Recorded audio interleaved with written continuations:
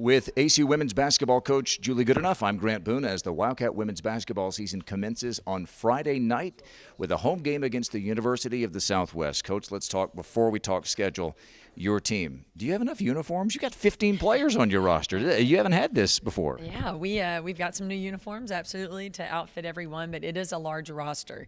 And, so far it has appeared to be a luxury for us, and we've really enjoyed having so many players in practice every day. It's been super competitive, and I think our players realize, we're going to be fighting for playing time. I mean, it's going to be hard to spread the minutes around to everyone, and I've tried to explain to them every second of every game, 10 of you guys are sitting on the bench, and which is not such a bad thing. The bench should be super enthusiastic and really be like a source of energy for the players out on the bench, or out on the court.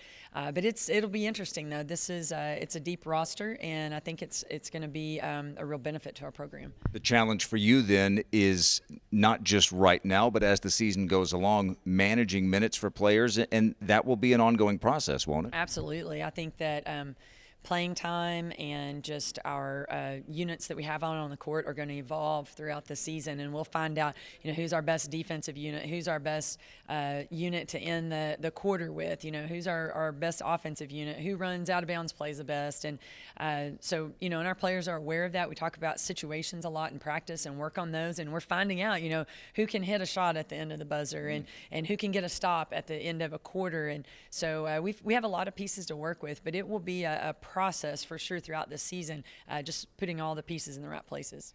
You've had a couple of scrimmages with some teams that you sometimes play during the regular season, and what have you learned from those scrimmages about some of your new players? The scrimmages have been awesome. They have revealed some deficiencies, both scrimmages that we had. That's what you want, right? Absolutely. I mean, that's the goal of that. But we've seen some of our new players have been awesome. In fact, our last scrimmage, we had our starters on the floor, and then we did a wholesale substitution, and I mean that group just immediately got things going, and it included Jazz Taylor, a new transfer from Collin County, Maddie Miller, shooting guard out of Wiley High School, not the Abilene Wiley, but the Wiley. There's Texas. Another one they tell me. And this is going to be really confusing for everyone. And then also Jenna Cooper out of Claude, Texas.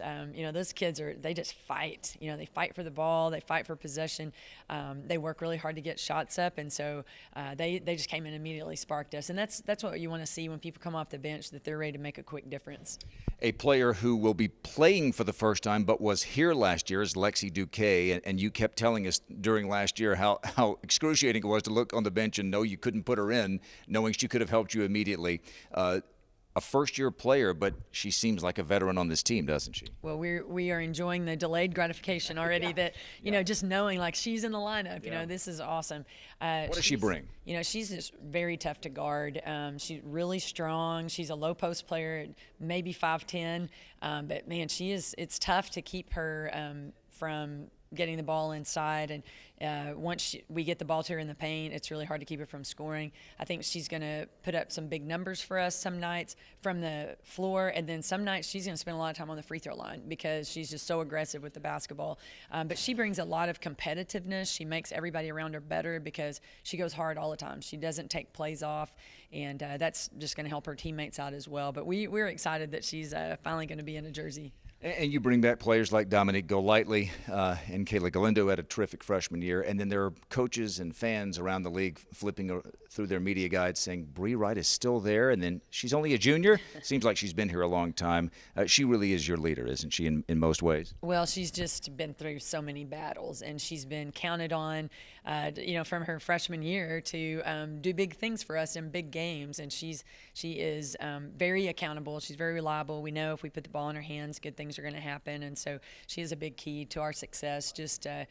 She's just such a tough kid, and anything I've asked of her over the course of her first 2 seasons here, she doesn't balk at any adversity. She's just like, yes ma'am, and she goes and does whatever we ask her to. So we will really count on her to continue to be a great leader for us. Well, the goal, of course, for every team when they start the season is make it to the NCAA tournament. The way you do that is by winning the Southland Conference tournament, but that's not automatic. You have to play well enough to make it to the Southland Conference tournament. You do that with your 18-game Southland Conference schedule. But before you get to any of that, you have your non-conference schedule. It's highlighted by games against, Arkansas is the big ticket. They come to Abilene in mid-December. But you start on Friday night against an NAIA team, and I'm looking last night in men's basketball at a lot of NAIA and Division III teams that are either winning or taking Division I teams down to the wire. So I've known you long enough now as you get ready for this season. It's about University of Southwest on Friday, isn't it? Oh, absolutely. You have to respect your opponent regardless of who you're playing. And we started our scouting report with the players yesterday just to make sure they understand, like, hey, we have to do what we do well, but you've got to be ready for what the opponent brings. And so we're really excited about starting the season on Friday. And you mentioned conference championships. Hey, our soccer team has just busted the barrier for all of us. And now it's like, hey, this can really happen for an ACU team. Selection shows are fun. Yes, and we were in the parking lot. We met them at midnight when they rolled into town just to celebrate with the champions as they came in, and that is such a huge deal for the whole athletic department. Like, it can be done. You can win the tournament. You can go on to the NCAA's, and our journey starts on Friday. And each week you want to see improvement, but we are beginning with the end in mind. Like, we're beginning thinking about where we want to be in March, and so Friday is just the first step for us. Well, the soccer team plays Saturday night at 7:30 in Waco, but a big night of basketball to get you ready for that is Friday night. The women's game first, the men's game to follow, and you can watch it on acusports.com.